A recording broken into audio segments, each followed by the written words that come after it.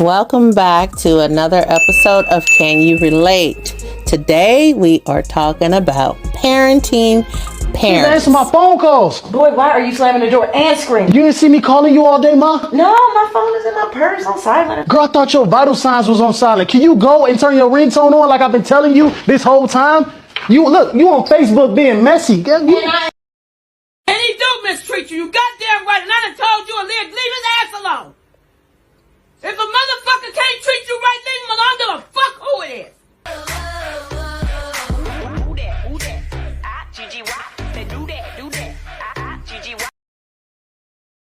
is. So apparently this is a dynamic that is happening out there. I don't know if it's a mutual understanding, but it definitely comes with its challenges. You have teens or maybe some young adults that are doing this. They feel like they are the parents of their parents. Does it come with huge responsibility? Are the parents even prepared for this? Do parents feel disempowered as they struggle to accept the fact that their children want to now be their parents? Today we have a live panel of parents and teens or young adults who are going to be addressing this phenomenon that is happening right now. Are there healthy boundaries out there that ensure that both parties are supported? Or is it a matter of parents saying, no, that is too much, it is disrespectful? Let's jump into it. Daughter always says that certain words, like you can't say this, you can't say that. Well, I'm from the old school, so it's like the word, I like the word to me, faggot. Oh my God. It's like, that's what we said coming up. It's no I think I heard your child in the background. Yeah, because she's like, you can't say that. And like the word retarded. I just told her to say F slur, and then she says that. I mean, it's like just simple stuff, and I'm like, why I can't say this? Why I can't say that? It's everything. It's like, I'm like, I'm just gonna go back to the basics, what we know and came from, and I think that these kids that are growing up now are that was a little different. Hypersensitive. Yeah. Now, before we get any further, please make sure you take the time right now and hit the like button. That's right. Hit the like button and subscribe. Get into this. What exactly is parenting your parents? Apparently, parentification happens when a child is forced. I don't know if they're forced, but it says it's forced to take an adult responsibility due to the certain circumstances. Well, some of those circumstances can be neglect. Maybe their parents are emotionally or physically unavailable, and the children may feel like they have to step in and fill the gap. Maybe their parents are dealing with substance abuse or mental health issues, so parenting can be a struggle for them.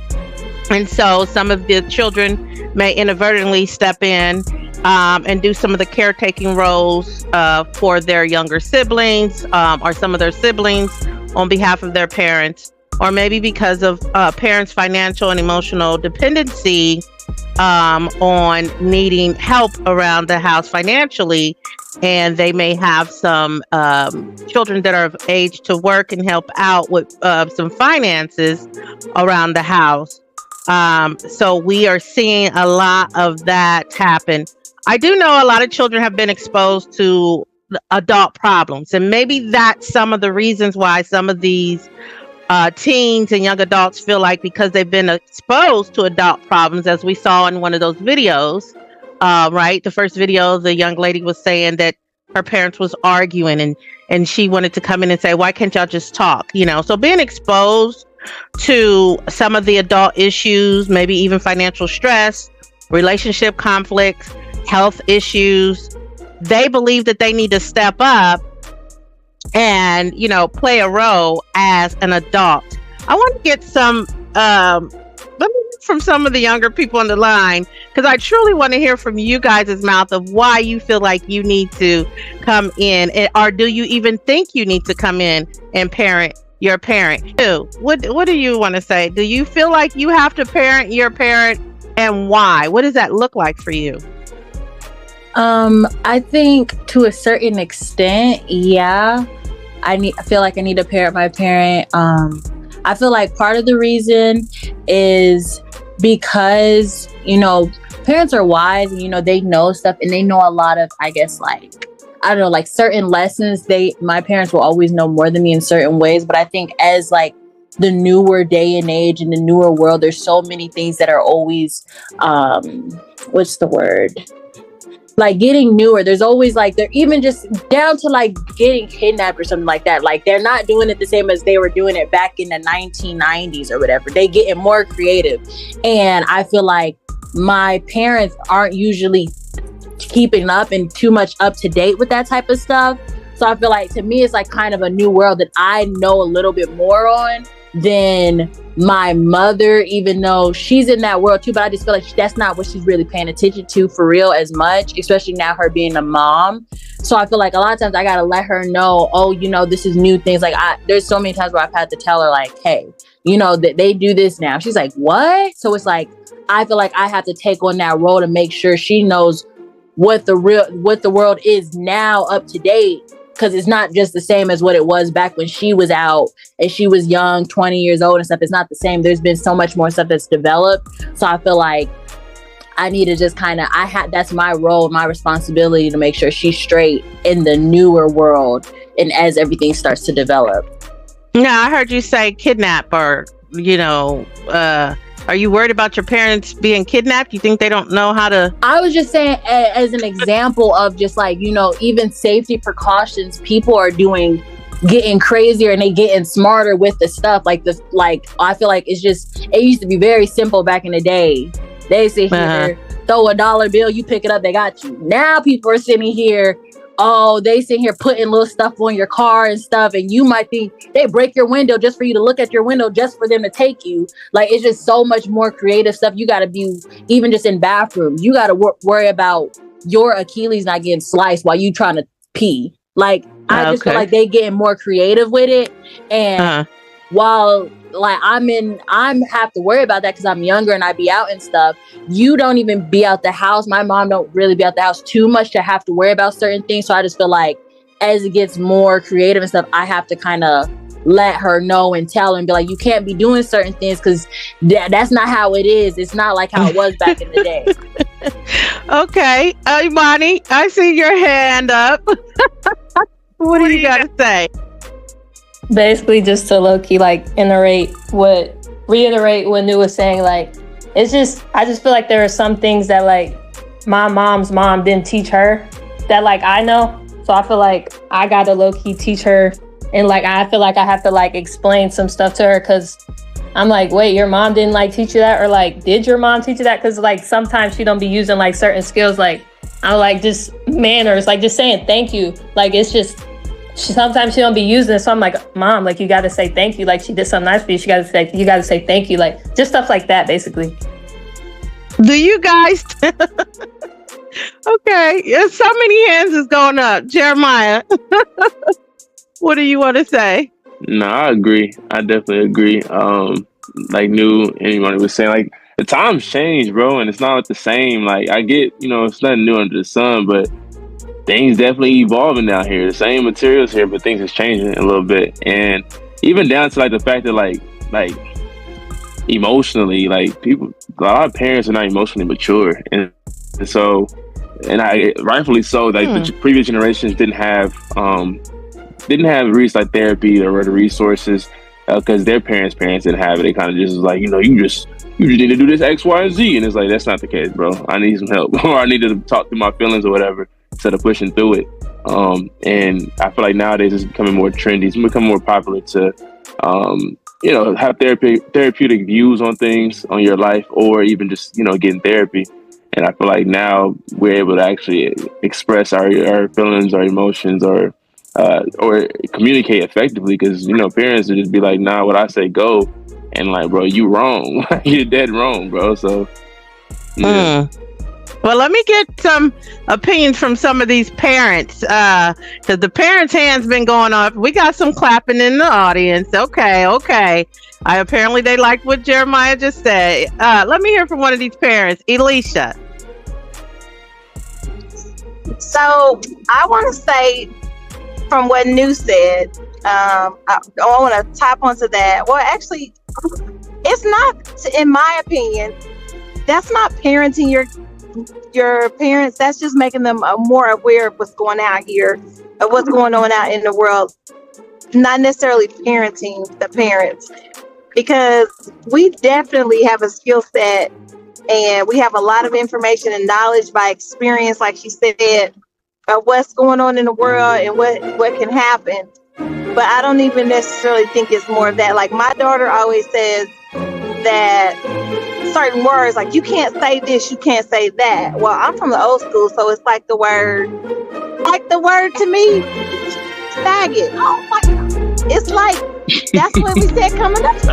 It's no. I think I heard your child in the background. Yeah, because she's like, you can't say that. And like the word retarded. I just know her to say F slur, and then she says that. I mean, it's like just simple stuff, and I'm like, why I can't say this? Why I can't say that? It's everything is like, I'm like, I'm just gonna go back to the basics, what we know and came from, and I think that these kids that are growing up now are way too hypersensitive, like way too sensitive about things. And I'm like, no, y'all gotta toughen up a little bit. I think a lot of things politically correct has changed, and from where we come from, we were used to saying what we want to say, and nowadays, and Ifa Bukola, I want to get your opinion on that. Now these days, I feel like kids who know how to be a little more politically correct say, oh, you're not supposed to say that, as your daughter in the background was saying you shouldn't say faggot. But back in our days that was okay to say, but now politically correct, that's not being politically correct. You should not be saying that. Ifa Bukola, let me get you to chime in. I got so many hands going off, but do you think that it could be because that the youth is knowing more of how to be politically correct and moving, throughout society? Is that what they're trying to school us on?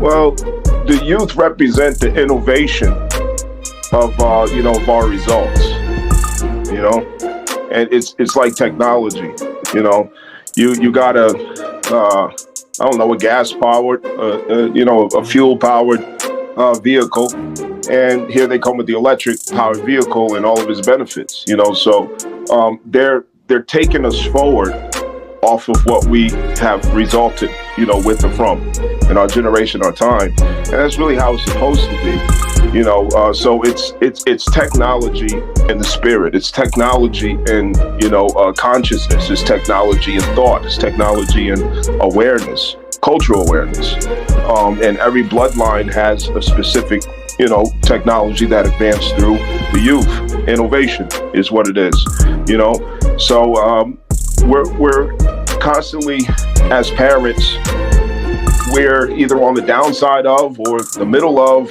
generational curses. That's a common thing, where, in the 80s and 90s, we used to just scream it until we get tired of screaming, you black bitch, you ugly, you broke ass nigga, and all this, these things that a lot of families thought was normal, in my time, it was normal to call your daughter a heifer, slap the taste out your mouth, or stuff like that. But as we advance, in society, these young people, they are more sensitive, but it makes sense because, they're innovating the results. Okay, I see how far that got y'all. Talking to each other that way, treating each other that way.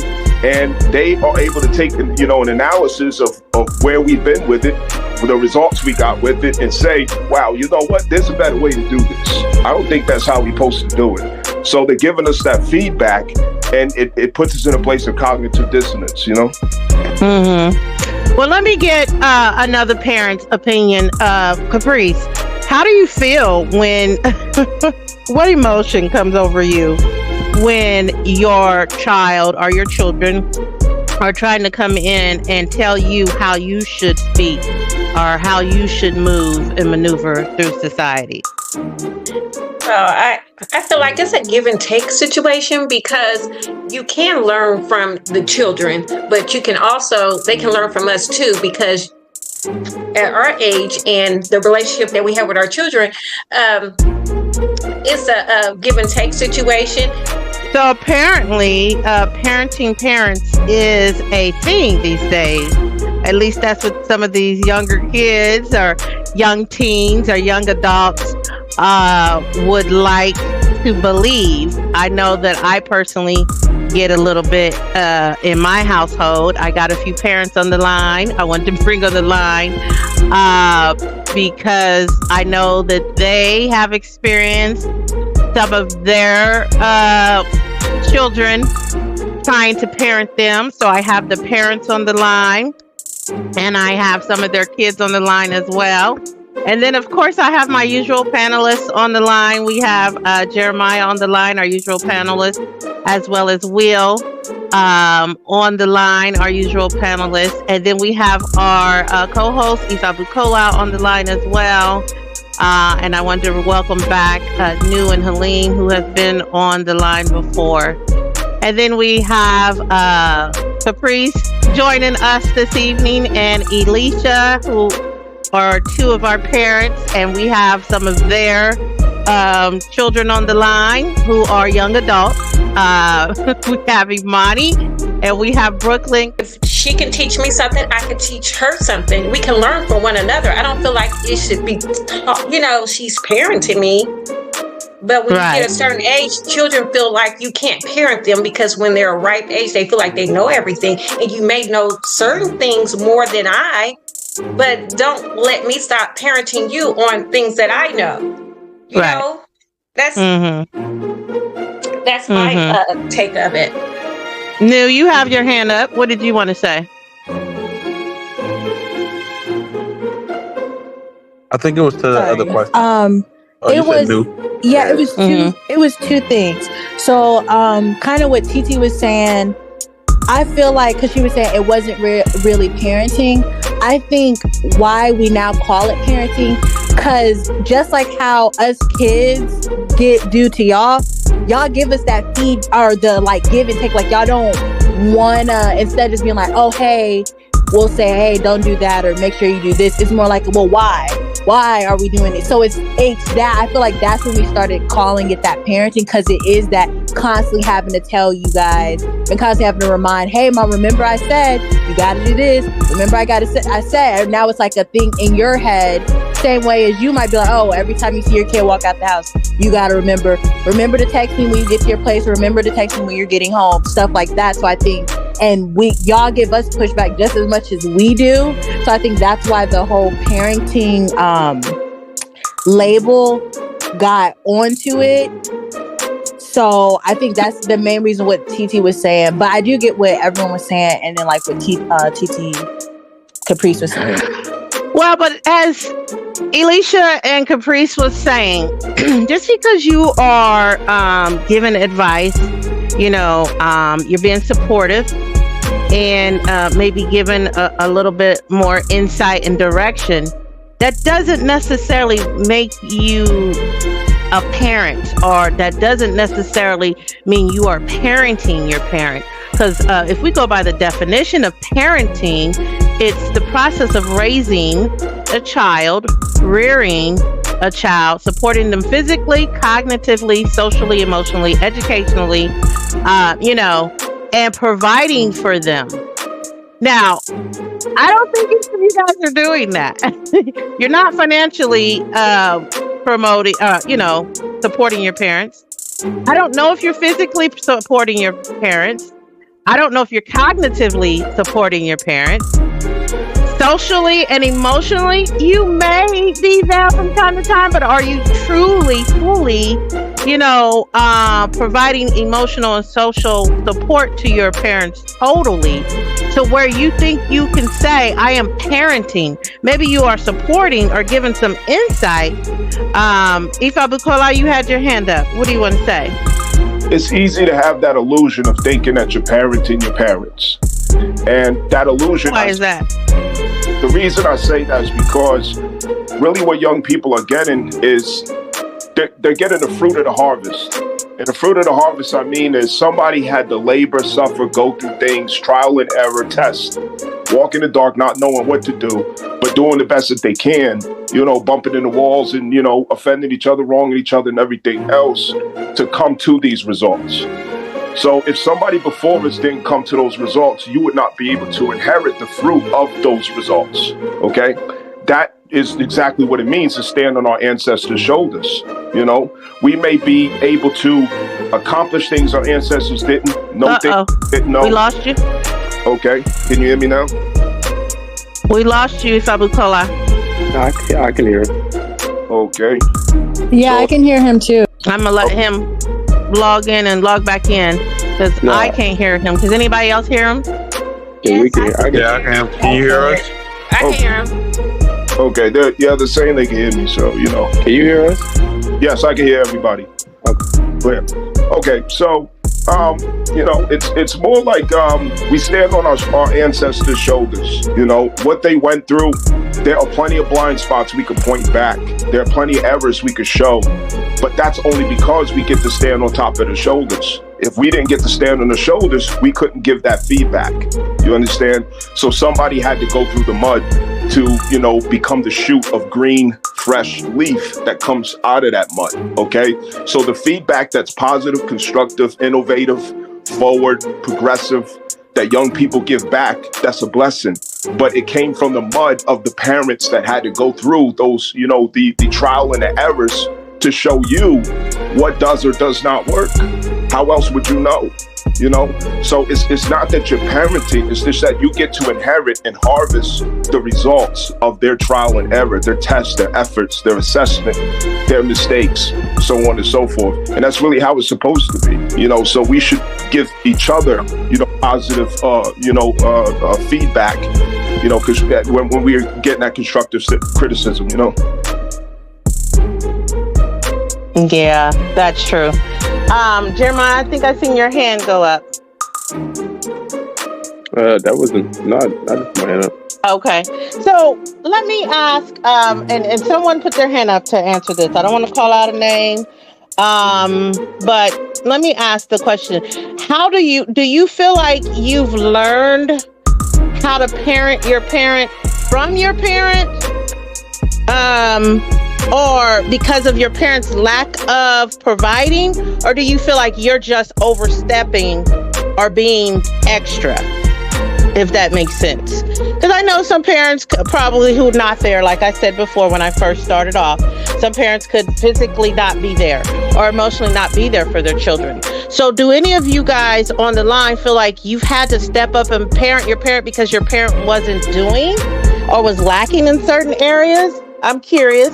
I might be getting some people in trouble. Helene? I feel like most of the time we only step up to a parent when we see the gaps, so we try to fill in the gaps.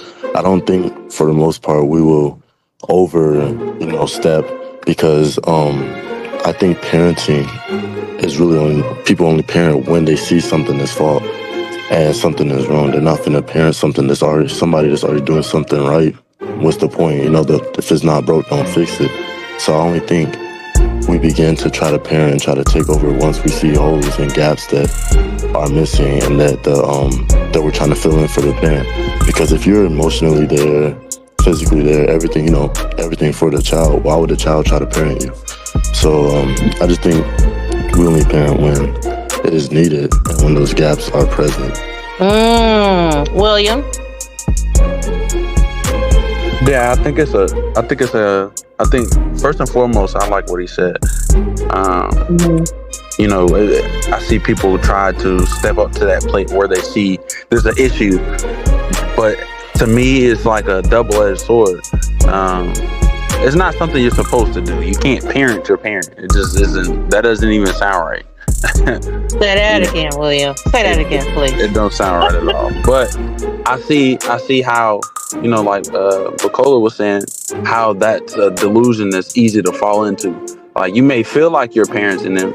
You can't really learn to parent your parent from your parent. You're just trying what they taught you. But it's not something I believe you're supposed to attempt on them.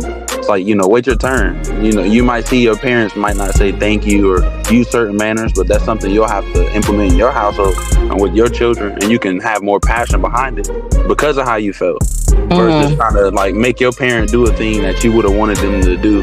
I had to learn the hard way that with your parents, like the whole "I forgive you, mom" and "I forgive you, dad," it's like, forgive me for what? And it's like, okay, take that forgiveness and use that for your children. Is what I had to learn, because it's like, how can you really truly hold your parent accountable for the things you think they're not doing right? It's kind of tough. I like that, William. Imani? Imani?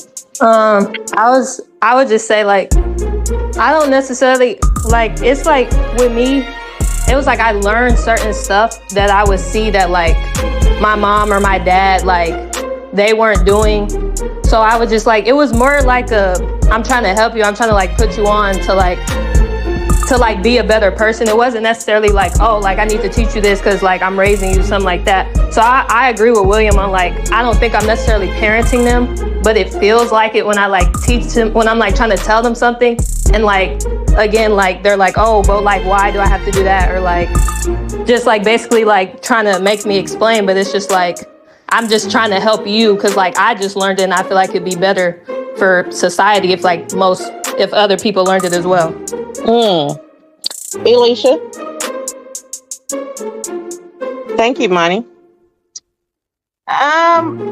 This is on the parenting thing. I guess with me having a dad that was sick as far as health-wise and didn't do a lot of things that he was supposed to do, I felt like I was getting on him, riding him like a parent would do a child, but I was doing it as a child, as his child, just showing love and telling him to do the right thing. And I'm gonna tell you, if my daughter took all of my advice and did everything that I told her to do, I almost would probably be like, okay, but she tell me to do something, let me go ahead and do it, because you listen to me, I'll listen to you. But until that happens, nah, I'm not gonna be able to do it. I can consider some of the things that she say, but I need you to listen to me, because I'm telling you, anything I tell you is out of love, and it's for your own good, because I've already been down the roads that you're going down. But you said a key thing, Alicia, when you said your dad and had to help him through health things. Now, that's totally different. And we do see when parenting your parents come into play with adult children who have to come and start parenting their parents who are elderly people. And for whatever reason, medically, their parents might not be there mentally fully, and they're going to need some assistance, some extra decision making, things like that. And I can understand that. And that happens quite often, the roles reverse, with the adult children now needing to take care of their parents and now needed to say, hey mom or hey dad, you can't do this. You can't go out in the street without shoes on, or you can't, whatever. And I get that. But now we're talking about teenagers, even pre-teens. And heck, we had the girl on the video who said she was doing it at 3 or 10 or something. Children who are going through a phase to where they feel like they know more than the adults. Is that a lack of boundaries there? Are we as parents not setting boundaries? I'd like to get a feedback on that. Caprice, what do you say about that? Yeah, it's the boundaries thing. I am not opposed to you speaking your feelings and you expressing your opinions or what's on your mind. I'm all for that. It's the delivery for me on the parent, or how you speak to me, because I'm eager to learn and want to know. It's just about how you relay it, Yeah, absolutely. New. I think I do agree with, I definitely have seen some videos and other people talk about or talk to their parents some type of way, and I'm like, ooh, you can say that to her and not like get handled. So I definitely think that it does get lost in translation sometimes, especially once you start to get comfortable and stuff. But I think still kind of what something William had said was, I forgot what it was, but it was like, to me, I feel like as we get older, definitely when they're like 10, that is kind of crazy to be doing. But I think as you start to get older and stuff, and on top of that, I think with how we see people, like even like the whole thing of, you know, cancel culture, with the whole like necessarily this sensitive generation and stuff like that. I have seen people lose like life-changing opportunities, old or small, young. Lose life-changing opportunities that could have made or break your life and made your future just simply because of a word you said, especially in this day and age. And I think now with us, as we sit here and see that going on and stuff, we know that, okay, we don't want our parents to get into that type of situation. We don't want someone to bring something, maybe they just didn't simply know better. Like, I wish I would have told them they don't know better, but people in the public eye don't care about that. It's like, you should have known, you should, that's such a famous saying is, go get educated. So they don't even let you not know and just sit here and wander without knowing. No, you need to go be educated, know what you can and can't say. It's not an excuse, especially as adults. I could get canceled for something I said if I was 13, if like, it doesn't matter, you still should have known better. And then now I'm sitting here, I could get kicked out of school, I could lose job opportunities. There could be so many things that you could lose, that I feel like, especially with like certain words and stuff, why we be so strict on that is because it's like, there's always someone listening. You just never know who's listening. And the fact that we have seen people's lives get ripped away from them just because simply of a word, and regardless of if you agree with it or not, am I sitting here saying those words personally affect me? No, but it's more like there's a billion words out there. If this one word could have some type of negative impact on you in a way, and maybe on someone else who might, you know, their feelings might get hurt from it. Why you just stay away from that word? I feel like it's better to do that, like better be safe than sorry. So I feel like a lot of times it's more like we're seeing the effects and stuff. So that's when we're like, okay, yeah, probably we should let our parents know this, let our know. But I don't think that our mindset is ever, oh, we know more than our parents. I don't think that's what it is. I think it's more just like kind of putting you on game, trying to be more precautious on certain things, because we have seen like the effects in real life time of certain things. I've seen people sit here, say a word, and then like a white girl say a word and the N-word, and someone will sit here, that video could have 2 views. One of those 2 views, save that video, screen record that video, sent it to her school, and now she's kicked out of school. Simply just because she thinking, oh, no one's going to see it. I have 0 followers. No one saw it. But people do that. So it's like, you just never know what can happen. So it's better to be safe than sorry. And I feel like that's really what our mindset is, just trying to put y'all on game of what we have seen in the world, because y'all aren't as up to date with certain things. So I feel like that's what our mindset is. Okay. Ifa Bukola, what did you want to say? Yeah, so as parents, we really train the character of our children, and we, assist in developing the mindset of our children. But after they have their own mind, we are supposed to be able to trust following their leadership into the future. They can't follow our leadership into the future. We follow their leadership into the future. And we have to be able to trust them to do that, and have the humility to do that also, because they are going to have a sharper, awareness of the current times. What is and what is not, what's good and what's not good, how to go about it, different things of that nature. They know where all the gadgets are of the current time. And, we can't be in our ego resisting it, because it's really in our favor to open our ears and listen. Right. Because that's what they're supposed to do. I think it'll be less friction, less confrontational, less burdens if we open our minds up and not be so guarded and defensive, when they're giving us feedback, when they're giving us advice. Because, we have so many blind spots because we're used to doing things certain ways, but they get to come up in the results of all of that and look back and say, okay, I know you can't see it, but I'm at a detached point of view. And the detached point of view is the view of understanding, and is the highest part. So, children are really feeding back understanding, that we couldn't access because we're attached to the reality that we're used to, Right. And so, we should have an open mind about it. Now I'm hearing all these, well, you guys might be saying the wrong words or, all of that. But now let's get to the nitty gritty. We talked about this before. Beyond the words, we might not be politically correct and say the right things.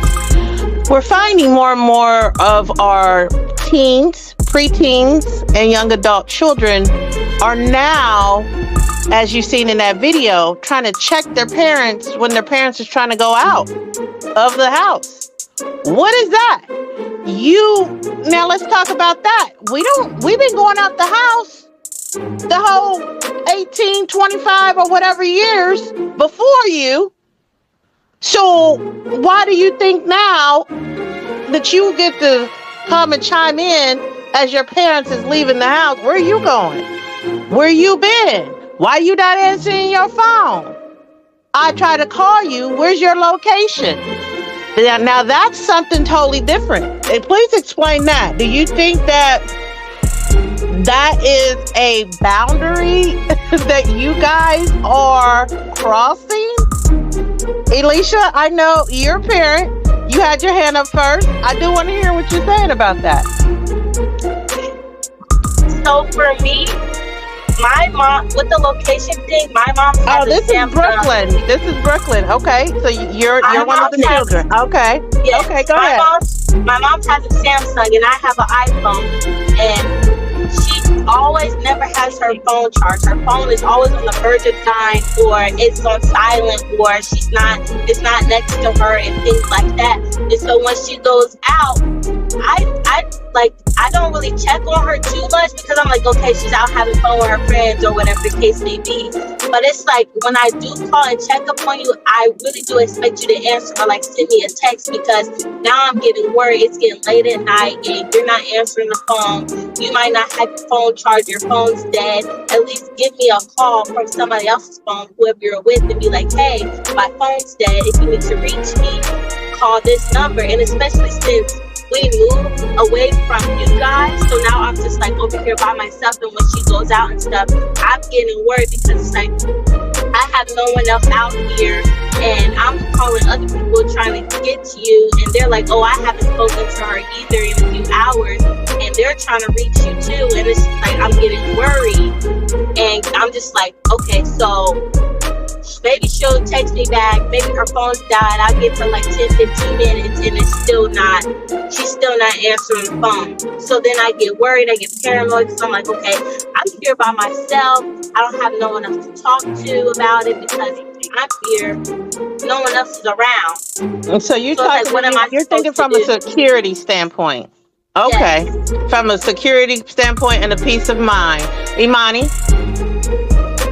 I'm not gonna lie, honestly, when I ask, I be really joking. I just be wanting to be nosy, but I do be caring sometimes, because my mom, she's very big on human trafficking and stuff. So she would tell me stuff about that, but it's it also could happen to her. So I'm also very I get worried about that sometimes. And then when I'm at school, I go into school in a whole different state. So when she's not answering the phone or not answering my text, I do get worried, because I'm what could you possibly be doing for you to not just answer your phone? I don't know. I just feel why wouldn't you not want to answer your phone for your kid? I don't know. That's just how I feel. Y'all never know. You never know what's going on the other end. And it's the same thing that we as parents feel. That's funny how when the roles is reversed. Don't you think, Alicia? What do you want to say? I got a couple. Oh, I got so much to say. Okay, but I'm gonna keep it real basic. Number one, most of the time, if I'm at home, mom's the word, not a peep. But when I leave the house, then you want to talk to me, like, but it's about what? I really think it's just that you just want me to be at home, because I mean, it's like, okay, so then you get me on the phone, and then what do you say? Oh, when are you coming home? And I don't know, when I get there, I guess. And then sometimes my phone do go dead, but also I have a really good support system. So if there's something going on with Brooklyn that she needs to get a hold of an adult, she has 3 really good emergency contacts that she can call that will be there at the drop of a dime if push comes to shove. But for her to have a cell phone of a bill that she does not pay, it is definitely expected for her to answer her phone. And a lot of the times it's on silent or it's on vibrate. I'm like, okay, so what you got the phone for? Because as the child, you definitely should be answering the phone for sure. Right. Caprice. So, I'm sorry. Go ahead. Finish no, that's it. That wraps it up. Okay, Caprice. Yeah, I could piggyback off Alicia, what she has said. You know, with Imani, my kid, if I don't answer the phone on the first ring, she's upset. Like, why aren't you answering the phone? And I may be in a meeting or a Zoom. I'm like, I'm in a meeting, Imani. She's like, no, you should answer the phone, you know. So, God forbid, if I miss her phone call, it's a problem. But the same goes to her. And her phone is notorious for being on Do Not Disturb. And she don't pay the bill, so I have to send derogatory messages, answer the phone, or you're going to get the phone cut off. So that's exactly what I was saying, Caprice. I was like, it's funny because if the shoe is on the other foot, they're not thinking security minded with checking in with us. They're not thinking about answering their phone or keeping their location on. But it's really funny that they want the parents to do that, as if they have the resources to come and do something if the parents are in trouble. That's the funny thing about it. Ifa Bukola, what do you want to say?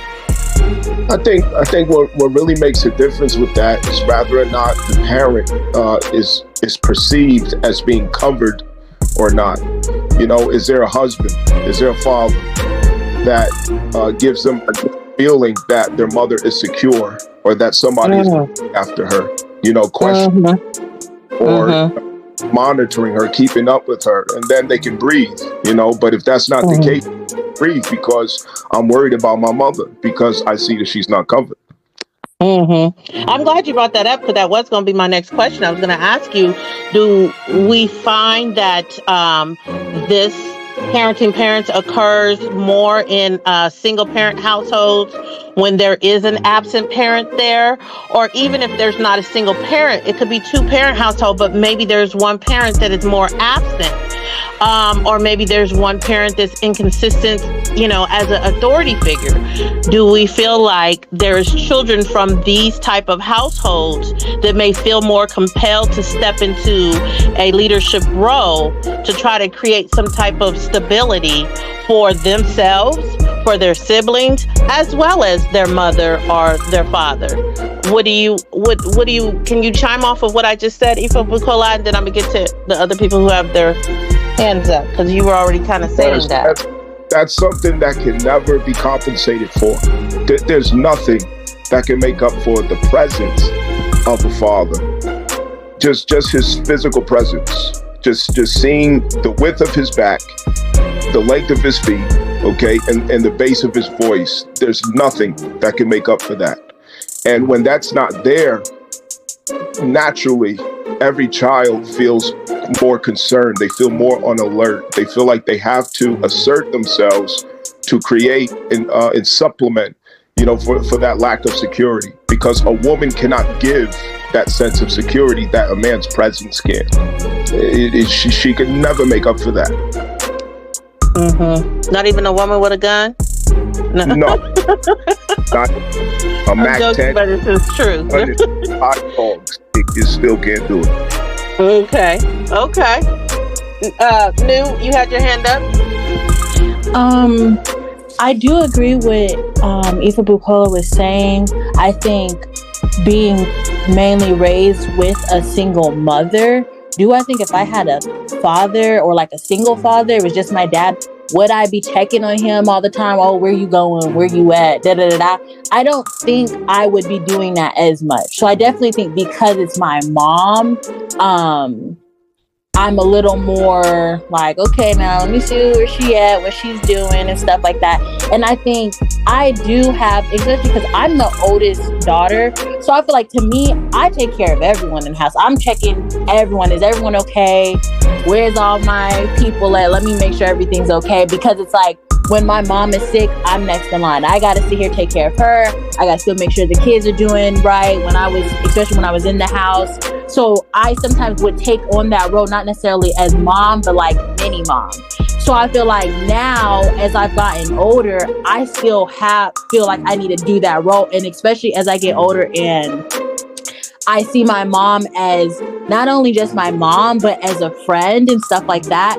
All of my friends, I have their locations. So it's not like I'm necessarily treating my mom any different or like strict on her or something. All of my friends, we all share each other's location. It's, oh, text me as soon as you get home. Even if I'm just walking to my door, my friend will be here. Actually, let me be on the phone with you while you're walking to your door, to your dorm. So it's like, I think we're just such in a time in the world that security is so important. And I think as I get older and see more crazy stuff that can happen to people, I start to get a little more like paranoid. And now I'm like, okay, my mom is a superhero, but someone else could sit here and still mess her up and stuff. So I feel like I need to be protective over that. And sometimes, to be honest, I do be a little nosy. And sometimes my mom be doing stuff she ain't got no business doing.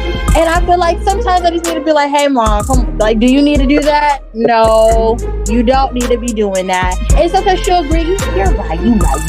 I shouldn't be doing that. And I feel like sometimes I just need to sit here and tell her, hey, not necessarily tell her something, but just share my opinion, my views on certain things. A lot of times it's usually well received, and she'll be like, oh, you're right, I didn't see it that way, or whatever the case may be. But I think it's like maybe 20% me being nosy, and then the other 80% is me just being like protective and out of security and making sure that she's okay and stuff like that. I think because I didn't grow up with my dad for real, and I don't have my father in the house. So it's like we all have to kind of band together, because like if we're sitting here upstairs, there's been times we're upstairs, we hear something downstairs, no one's going downstairs. We all sitting here scared. So it's like we don't have that man to come down and be like, oh, I got it, I'll handle it. So I feel like we all kind of watch each other's back and watch each other and take care of each other because of the lack of father role in our house. Okay. Elisha? Oh, I was just gonna say it was gonna be a question that I was gonna ask my daughter, which was well, it was gonna be like, if she lived with her dad, would she do that? But Ifa Bacola kind of he touched on it a little bit, because she does go and she stays with her dad for like weeks at a time, and I'm like, I'm guaranteeing you not calling him and saying, where'd you go? When you coming back? She just said because she has his location. So I guess maybe, is that what I need to do? Okay, so yeah, you're gonna get my location so we don't have these type of misunderstandings. So, and we can't hear her, but let me ask this question. And this is for the children that are on the line and the young adults, and I don't want to keep offending you guys and saying children, because you all are adults on the line, young adults. What do you think you've learned about your parent now that made you say, she needs my help, or he needs my help? What is it that you think you've learned about your parent that was an eye-opener for you that made you say, oh, they need me? Imani? So, I don't think this is just with my mom. I think this is a lot with like the older Black generation. I feel like there's so much like generational trauma with like Black parenting. And I feel like it's like accountability. It's like a lot, not even trying to single out my mom or nothing. Please, no beef after this, please. But I just think it's more like their parents, like how their parents raised them, what they say like went. They didn't like have no back talk, even if their parents were dead wrong. Like they couldn't say that. And it just comes with like accountability. So I feel like that's on like some of the older generation, like now, like they, even if they're wrong, it takes a lot for them to like apologize for what they've done, or like to even accept that they're wrong. And I just think that when I kind of like seen that from my mom, and not even just like that, because I seen it with my grandma too. So I'm like, I can't even really blame you, because my grandma's the same way. Like that's how you learn. So I was just like, maybe like I just want to like help her just notice that it's okay to be wrong. Like there's nothing's gonna happen to you if you're like, if you said something mean to me and I took it the wrong way, like there's nothing wrong with that. Like you can be wrong and we could just move on. Like there's nothing wrong with that. Okay. Nu, you got your hand up. Dang, it just left. But yeah, kind of, I agree with what Imani was saying. Well, I want you to answer the question. What do you think that you've learned about your parent that made you realize that he or she needs you? I think with my mom, I think just certain things that I feel like, like Imani was saying, that trauma and generational curse, not curse, just trauma, is like, it's so many, it runs so deep and it's in so many aspects. So with my mom, I have a lot of other siblings. Like I said, I'm the oldest. So if I see, something wasn't necessarily probably real receptive for me as growing up, and my mom might be doing it to my sister, and I'm like, I know, I get what you're saying and I get what you're trying to do, but there's probably a better way where my younger sister might receive it more. She's not going to take it a certain way and stuff like that. Let's try to do it that way. So sometimes those are the times where I'm like, well, hey, why don't you say it like this? Like, why don't you say it like that? Because I think my end goal is, I want us to still, like, I know there's a lot of people who aren't close to their parents once they get grown because of certain things that they may have brought from their childhood. Oh, I didn't like how you did this when I was a kid. I don't like how you did this and that. And now once they had the opportunity to leave and not talk to their family anymore or their parents, they didn't. And I never want that to be the case for me and my family. I want us to be as close as possible, no matter how old we get. So I feel like, so seeing those certain things and knowing like I was the guinea pig, let me tell you, let's try to change it up and do something a little bit different, so it might be able to, strengthen the relationship, and we don't have to go through certain things. That whole process we don't even have to go through. There could be a process where a daughter, everyone says that the daughter grows up and there's a time where the mom and the daughter just butting heads the entire time for like 2 years as she's becoming a teen. We could try to skip that whole process by maybe just doing things a bit differently, saying things a bit differently, changing the tone a little bit. Little things like that you can change and can build the relationship and make the relationship way stronger. Yeah, and that's interesting. You said that, and I like that you said, where we came from, what our parents said went. We didn't backtalk. You couldn't. Right. Our parents knew things that we knew not. You know what I'm saying? And there's a lot of things that's happened beyond the surface, and so there's no time for explanation. We don't have to explain ourselves. And so I feel like with this newer generation, you guys want explanation. There's no time for it. There has to be trust and there has to be respect there, right? And so I'm sorry, just to touch on that one thing that you said. But sometimes, okay, if there's no time, I get right then and there, but y'all don't even come back. You never come back. Like y'all apologize. Y'all don't even say sorry. And I know all the teens on here can agree with that. Y'all don't even say sorry. Y'all will realize that it's wrong. What y'all did was wrong. Y'all might got in an argument that morning and then y'all had time to think about it, know that y'all was wrong and stuff. Y'all don't come back and say, I'm sorry, that was wrong. I could have done this better. I could have did this and that. No, y'all might see her come, you want to go get some Chick-fil-A? And now we like, oh, I guess we cool now. You just yelled at me this morning, but I guess we cool now. Y'all don't even try to, like how Imani was saying, hold accountability as, okay, you may have done it that moment, but when you went back and had time to think about it and realized you could have done something differently, come back and tell us. We want to know that, because then it's like, now it's that whole what you say goes, even if it could be so blatantly wrong, it doesn't matter, because I can't see and even try to say how I feel to you, rather if it's at that moment or at a later time, because you can't hold accountability. Now, I'm talking to the parents on this. Does that now put us, the communication that the young lady knew was just saying, does that now try to put us on the same level? You know, some parents may feel like, I'm not on your level. You're my child. I'm the adult. You know, why do I have to come and apologize? Why do I have to come and do this or that? Let me get a parent's perspective. Ifa Bukola, you had your hand up. It's critical that we learn how to apologize, because we have to demonstrate and teach the power of humility, the power of accountability, the power of being trustworthy, and what it means to be trustworthy, what it means to be respected. And if we're going to be trustworthy and respected, we have to apologize at times, because we're not perfect enough to manage relationships without errors. It's impossible. Right. Any relationship that doesn't include apologies, somebody is oppressing somebody else. Somebody is wronging somebody else. There's no way, it's impossible to have a relationship with anyone, your children, your loved one, significant parent, whoever else, and you never had to apologize before, or you don't have to apologize frequently. Something's wrong. Something's wrong. Somebody's getting wronged, because it's no way that I can always be right. There's no way that I'm always correct, even as a parent. So I have to come in a tone. I have to, correct what is incorrect. I have to make right what is wrong. And that doesn't take away from my power. It doesn't take away from my authority.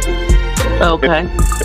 And I think that we could have a short sight of what's really going on if that's what we're thinking. And sometimes we as parents, we can think that way, that it's taken away from our power or authority to go and apologize. We've got to, because that's how the burdens and the pressure builds up, the resentment and so on and so forth. Next thing you know, when they grow up, they don't want to come wipe your ass. Okay. Some of my other parents, Elisha? I think what he said is absolutely true. You should never be above or bigger than apology. I don't feel like it means like, that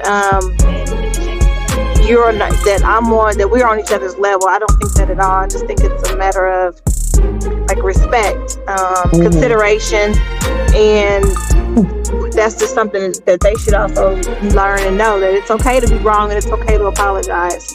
That is absolutely normal, and I don't see anything wrong with that. But when it comes down to something I think that New was saying, or you might have been saying, with the explanation thing, I think there's a time and place for everything. But like you said, sometimes there's no time for explanation. Now later on, maybe we can visit down there. Like, okay, so can you tell me why I couldn't do A, B, C, and D? Yeah, I can tell you why now, but in that very moment, no, just trust. Do like I asked you to do what I say. Yeah. Caprice. Yeah, you're never too big to apologize for anything. I have, I'm parenting my mom, and I will say that I have an older mom that I take care of, and it's like a learning curve too, far as me being a child and she's being the parent. But I feel like more of the teaching that she taught us, far as turn the lights off, she leaves all the lights on, so it's a whole lot of, so I feel like I'm like, who is this lady? Where did she come from? Because of how she raised us. And too far as the new generation, you can learn from them, because I may have been, stuck in my old ways on how we were raised, but I'm still learning, because with every child there, you can learn something from, because every child is different. So you do parent different from the other when you have multiple children. So with that being said, I feel like you are never too old to learn from your child, and always give respect. Yeah, you expect respect for us with a parent. I'm glad you brought that up, Capri. So you are taking care of your mother, your parent. So you are actually parenting a parent.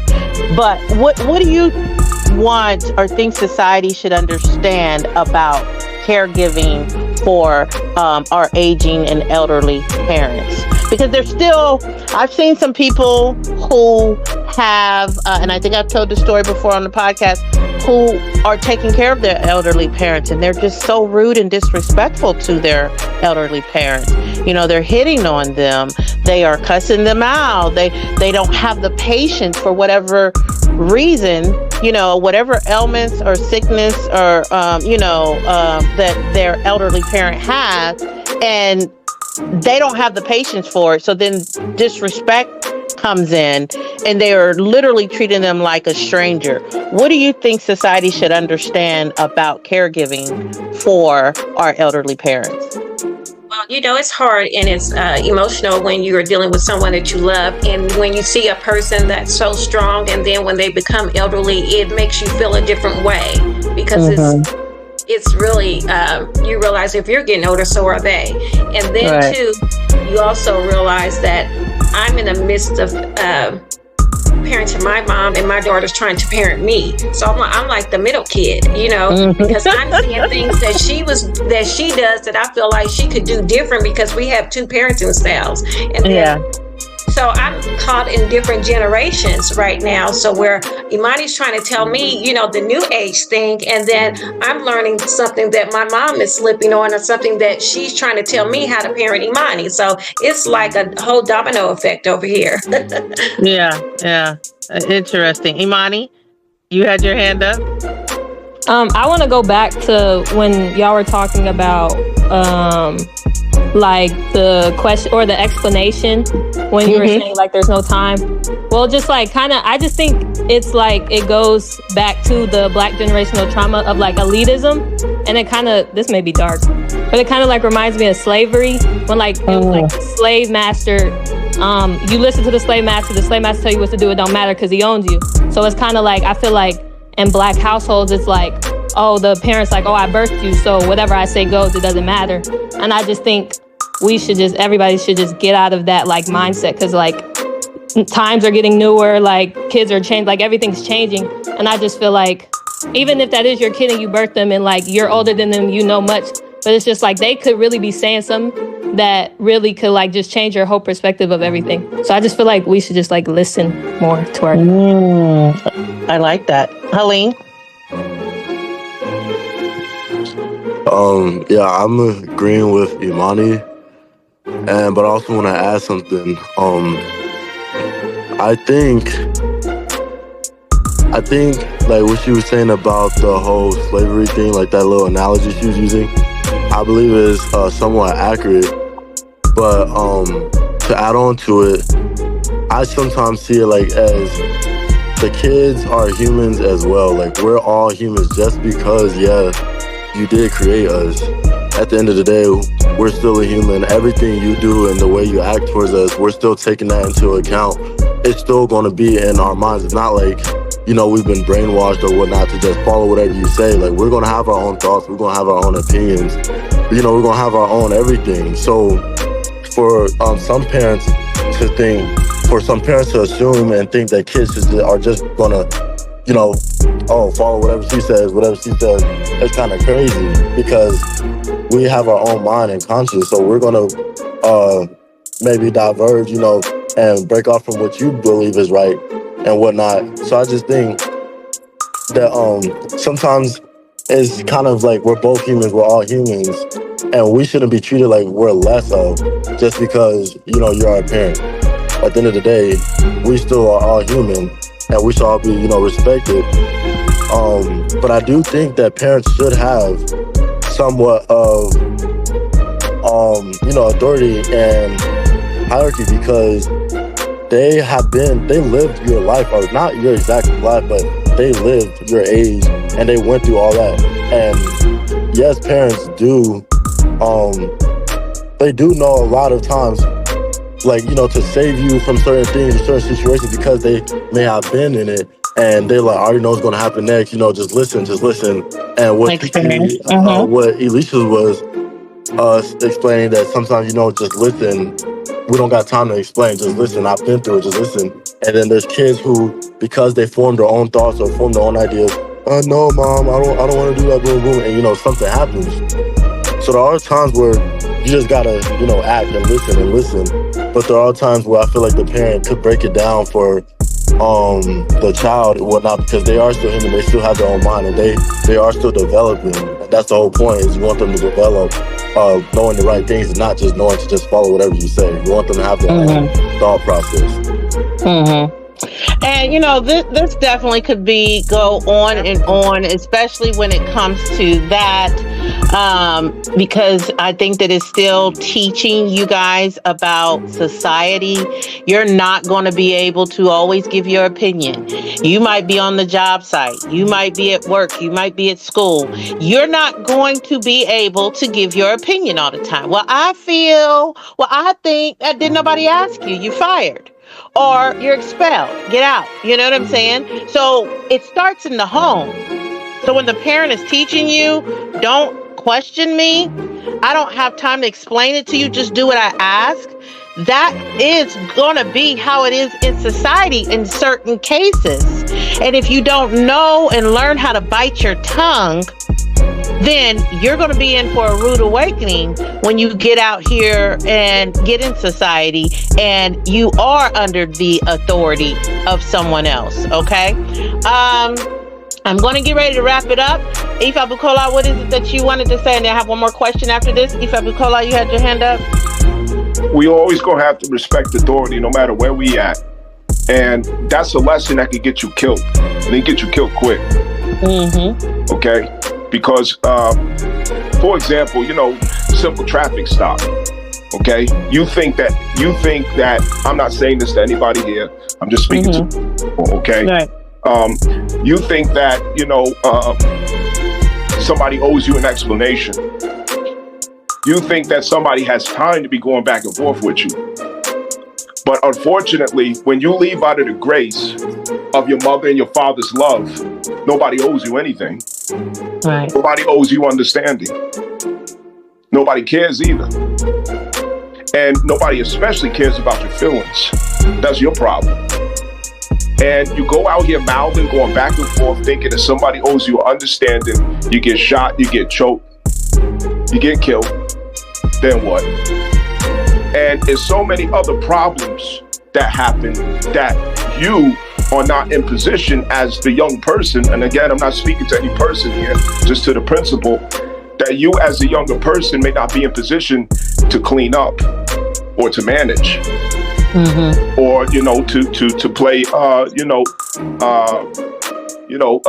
pick up the pieces. Okay, costs money and time to fix problems.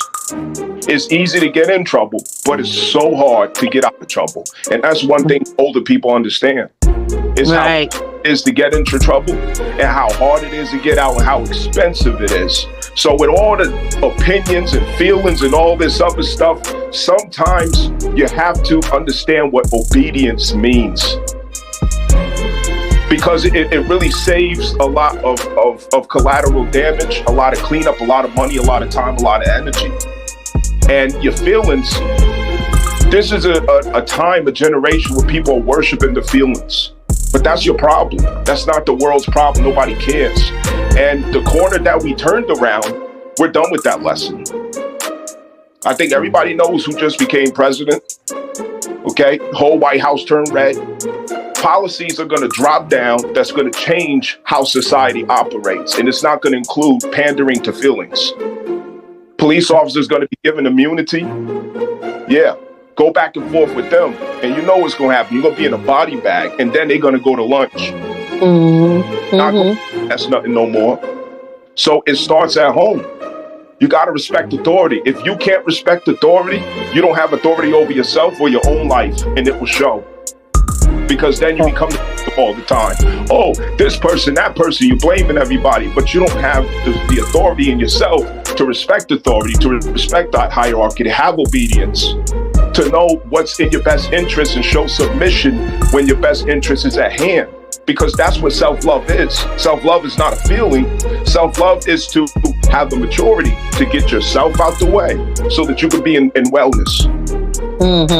Now we got the youth. The hands done shot up. You done made everybody's hands shoot up. Ifa Bukola.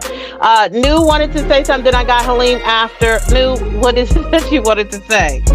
I completely agree with what Ifa Bukola was saying. It's definitely important to know when to shut up.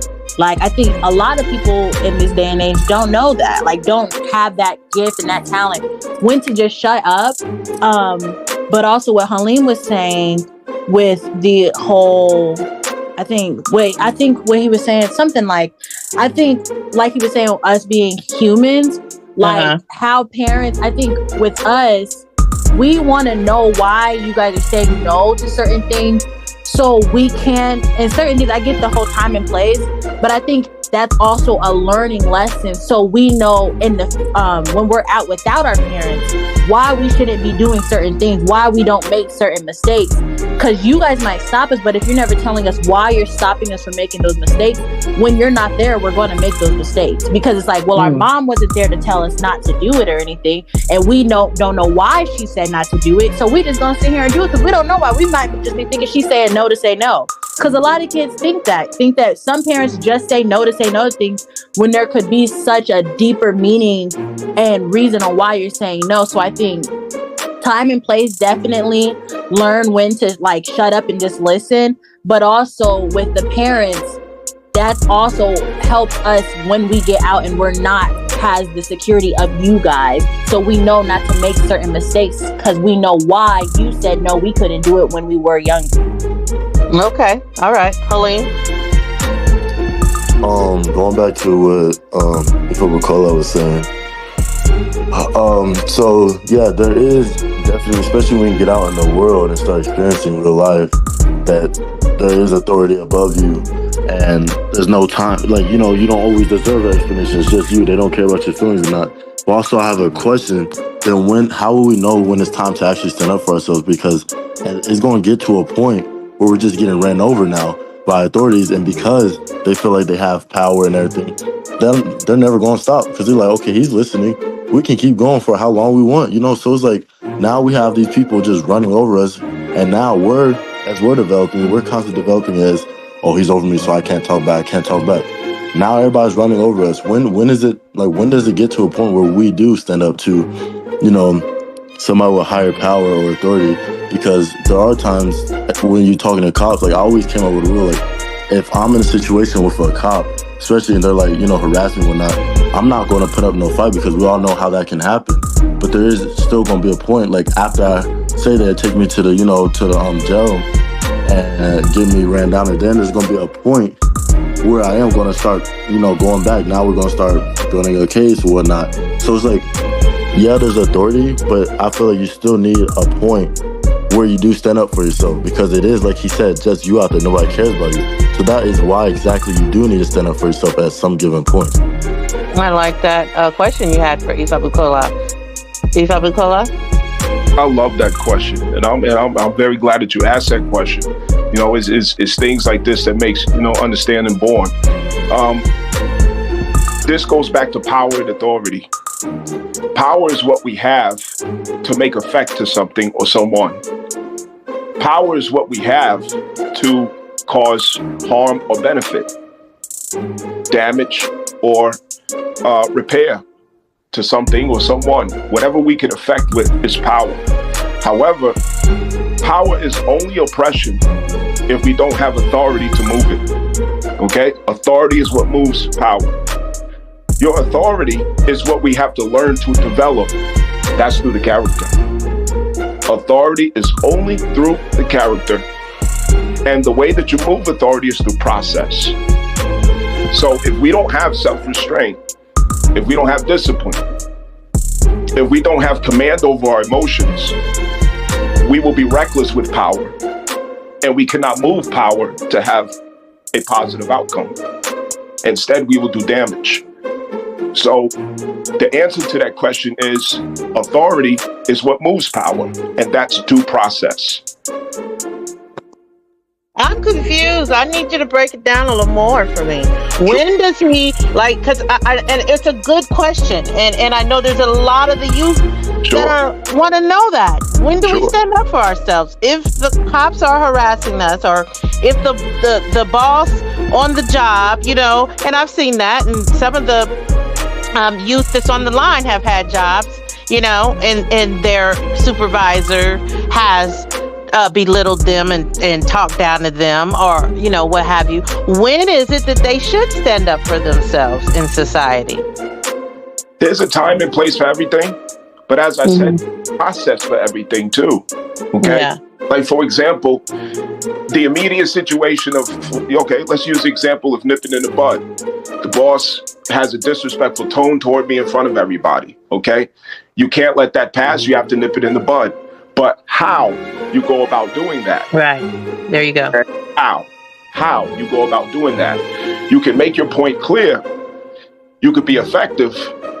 You can address, you know, the issue nipping in the bud, but you have to do it in due process, which means there's certain rules and laws that you can't break. Otherwise, you have no result. It only gets worse. So if you break the rules and laws of checking a person, of standing up for yourself, or addressing the issue, you have no results. If you break them, you have no results. And this is what men understand among men, okay? And this is why it's important to be among men. Because as men, we instinctually know there's rules to everything, okay? For example, this guy, okay, is saying something that I don't like, or doing something that I don't like. The person who loses the cool is the weak one. The person who's upset first is the weak one. You understand? So there are ways to address things, to move power through authority. And you have authority when you show and demonstrate self-control, self-restraint. But yet you're in effect. Okay?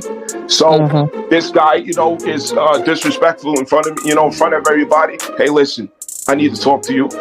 Let's step over here. Can I talk to you for a second? I don't like the way that you address me. It's a problem for me because I believe in respecting myself, and I believe everybody should respect me because I respect myself. I can't accept the way that you spoke to me. And I think you should even apologize possibly, because you're affecting the way that other people look at me too. Do I need to go to, you know, the office about this, you know, over your head and maybe report it, you know, because in your office that you're standing in, I don't think I can trust the way that you handle things. You're abusing me. You understand? So there's to handle things. You can't just go and get on that level, because guess what? Now you're just as wrong as he is. Right. So true. I know, and my children can definitely attest to this. My rule is, they may be wrong. Don't you become wrong, right? Silence is not weakness. Silence is not weakness. You be respectful at all times. I know we have a lot of problems these days with teachers being disrespectful to students, unfortunately. And I've had to deal with that concerning one of my children. You know, the bus driver or a teacher was disrespectful. But I had to definitely let my child know, you don't go and stoop below and go. You take the high road. I've always taught you to be respectful. Yes, they were out of order, but there's a way we can go about it afterwards. And I think that that's what you were talking about, Ifa Bukola. You can still stand up for yourself, but there is a way about doing it that will always keep you on top, you know. But if you fly off the handle and become emotional, it's no good for anyone. And especially if we're dealing with police, you know, officers. At the end of the day, the ultimate goal is for you to get home. Okay, we'll deal with the rest of that afterwards. So I like that you said that. I'm going to go ahead and get ready to wrap it up. Caprice, I'm going to let you say what you're going to say. And then I have one last question for everyone. What is it that you wanted to say, Caprice? Yes, I just wanted to say, you know, just use good judgment and also know your rights.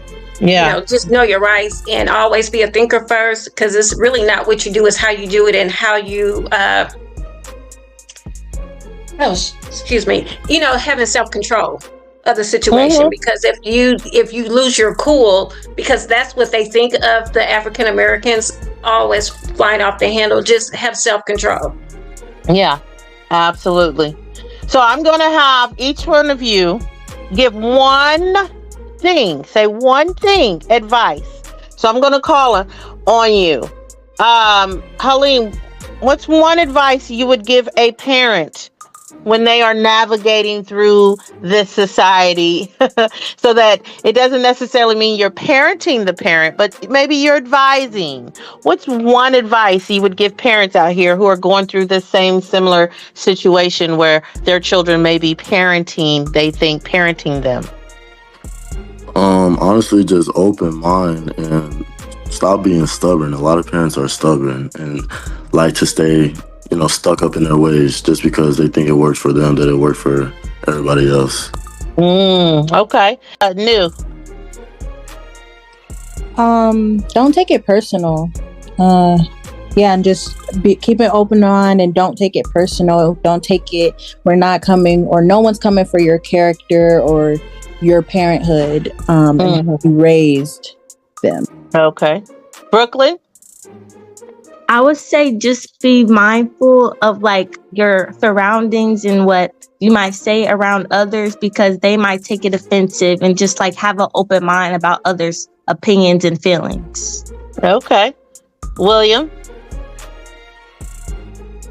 I would say if a parent's in that predicament, just maybe take a look in the mirror.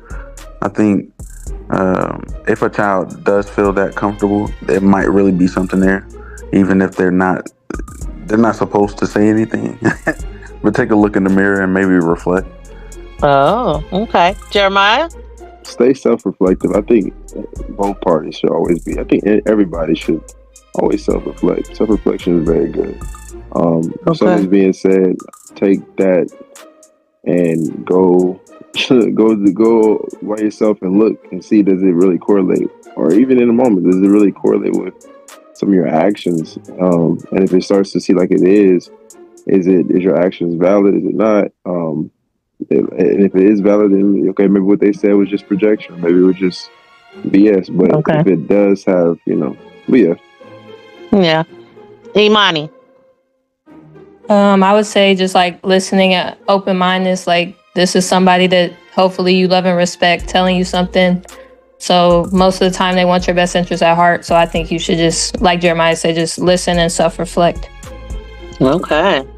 So what's one advice I'm going to ask our parents would we give to the children who are trying to parent their parent? Alicia? I would say, I think that, I would hope that the kids that are trying to give the parenting, quote unquote, or advice or assistance, we listen. Man, I always agree, we listen. And we do know that it's coming from a place of love. So be patient with your parents. But we do listen, and I do think that the kids are definitely coming from a place of love, but just be patient with us. Caprice?